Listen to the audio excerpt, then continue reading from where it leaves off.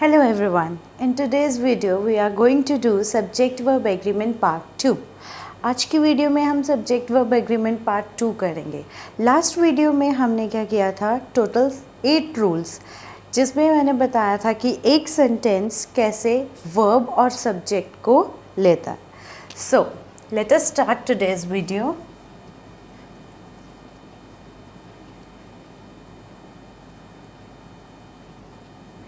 Subject verb agreement rule number 9.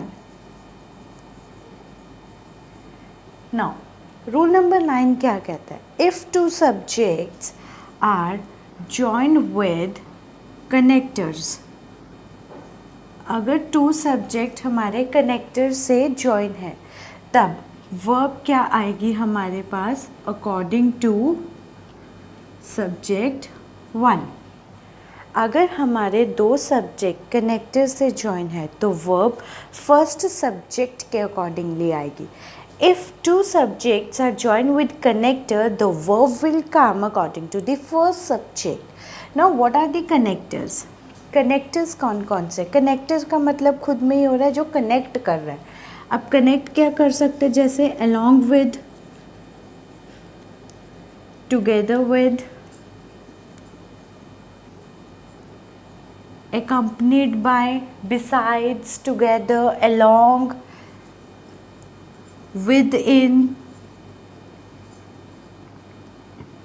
and many more. जो words बताते हैं कि ये कनेक्ट कर रहा है. Let's take an example. The minister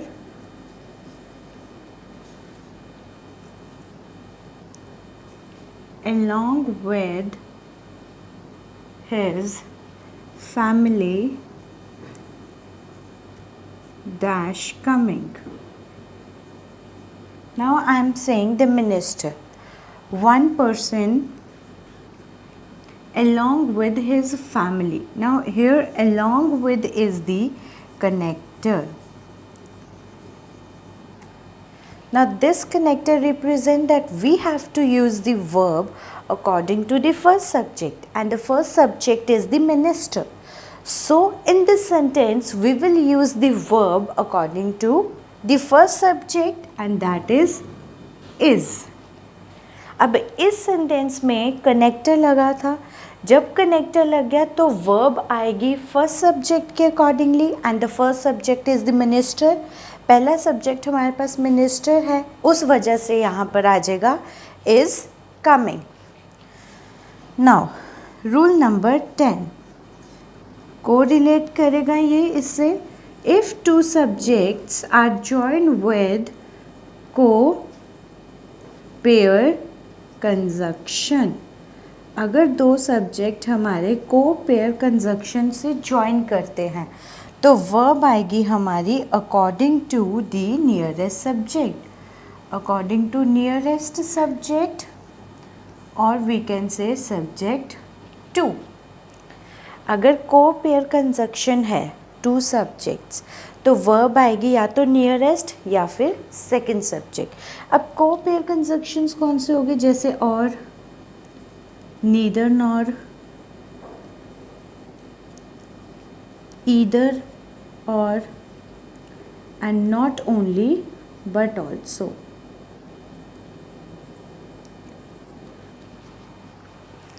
अब ये हो गए को पेयर कंजक्शन, और ईदर और, neither nor, not only but also.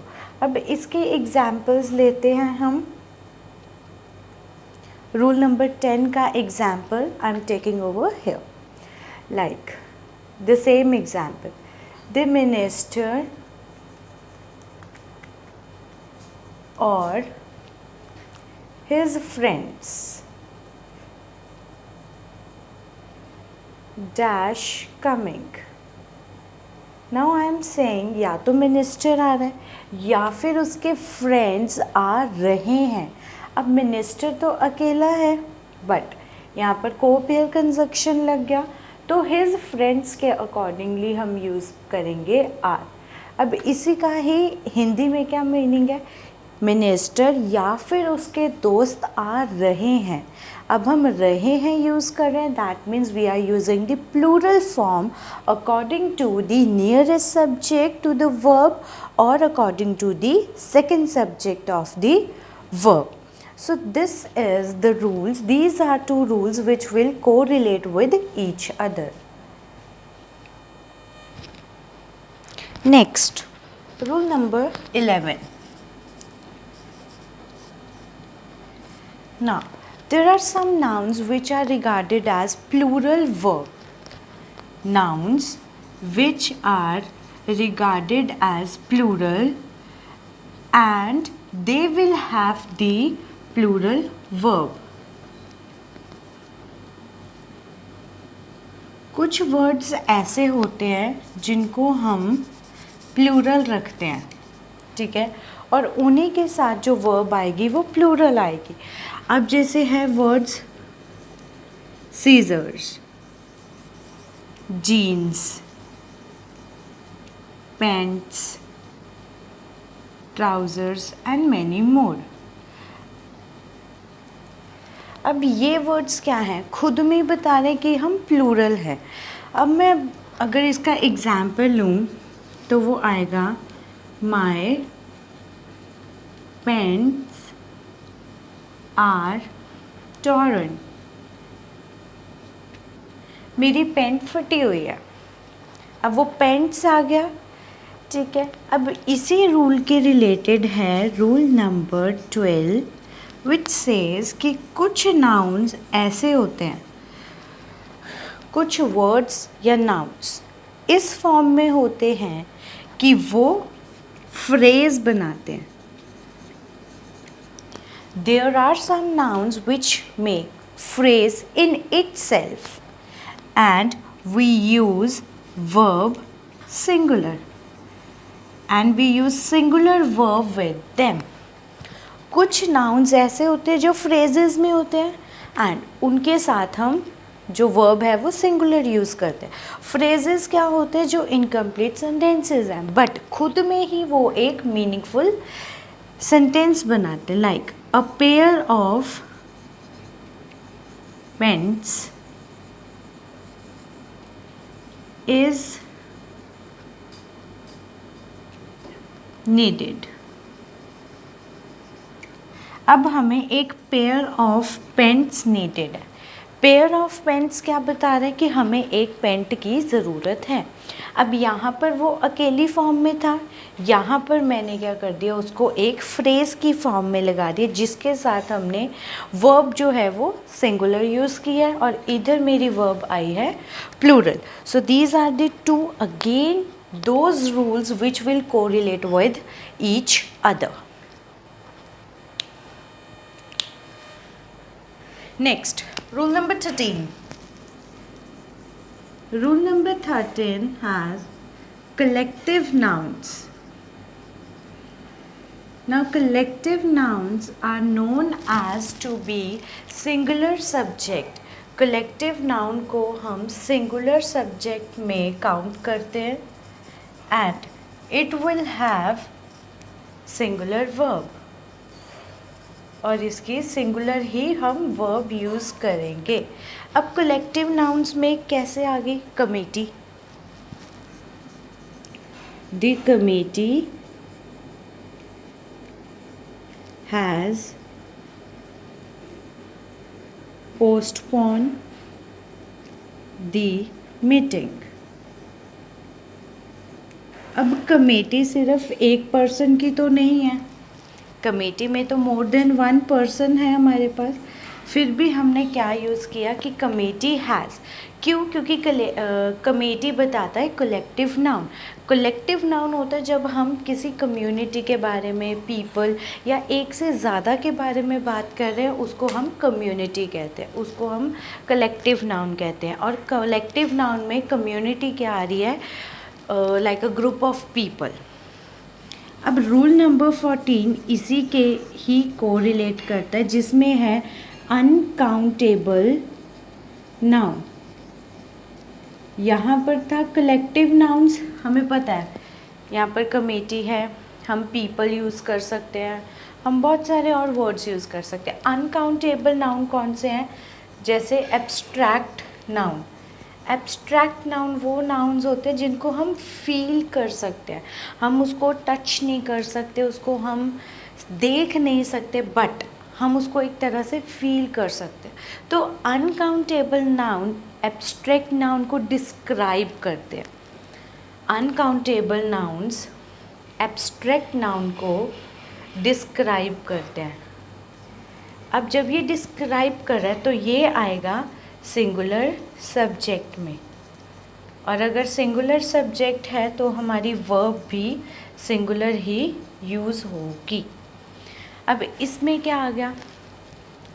अब कलेक्टिव नाउन में और अनकाउंटेबल नाउन में डिफरेंस क्या है? इधर मैंने कमेटी लिख लिया, इधर मैं लिख लेती हूँ a flock of sheep has been grazing. Grazing मतलब घास चारना।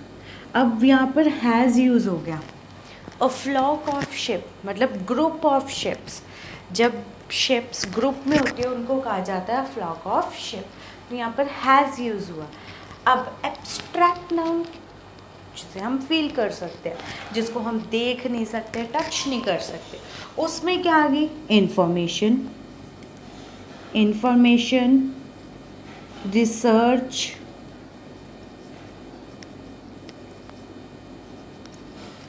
And many more things. अब मैं बोलूँ the research has been completed, तो रिसर्च कंप्लीट हुई है। The research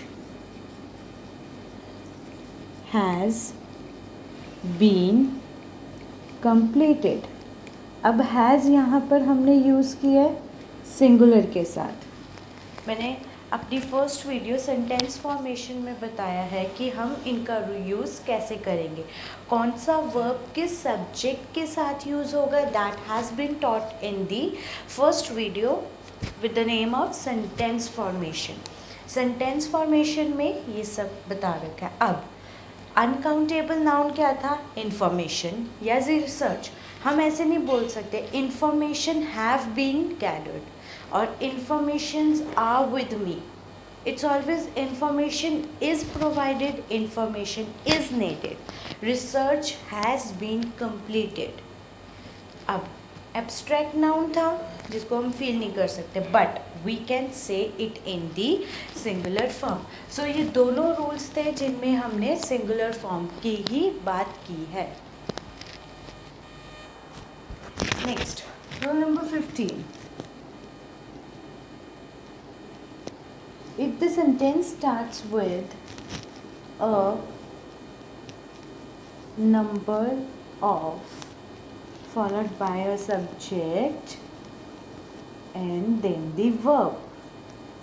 Now, if the sentence is starting with a number of, the subject will be plural and the verb will be plural.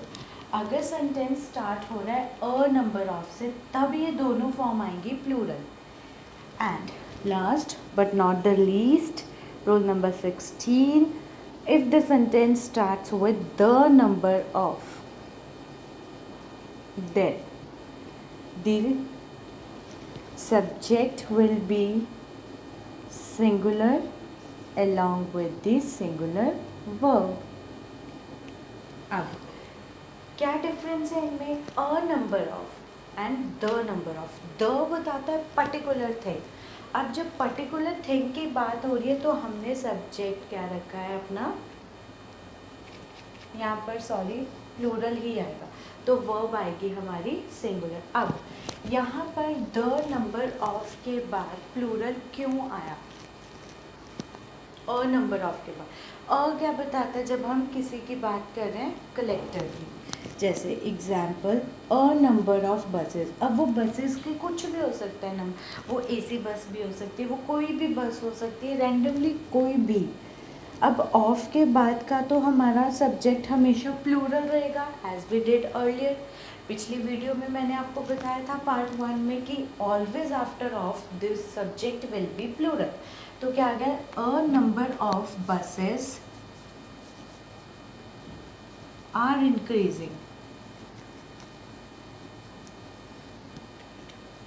कि buses के number बढ़ रहे हैं। अब ये अ नंबर कुछ भी आ गया कि कोई भी बस आ सकती है। अब द नंबर ऑफ कि पर्टिकुलर बसेस के नंबर ही बढ़ रहे हैं। So the number of buses is increasing. अब इसमें इस क्या बता रहा है कि नंबर ऑफ बसेस इंक्रीज होंगे ही होंगे। यहाँ पर हो सकता है पॉसिबिलिटी ना हो कि a number of buses are increasing, buses के नंबर्स बढ़े जा रहे हैं, बट द बता रहा है कि पर्टिकुलर नंबर बसेस के ही बढ़ रहे हैं।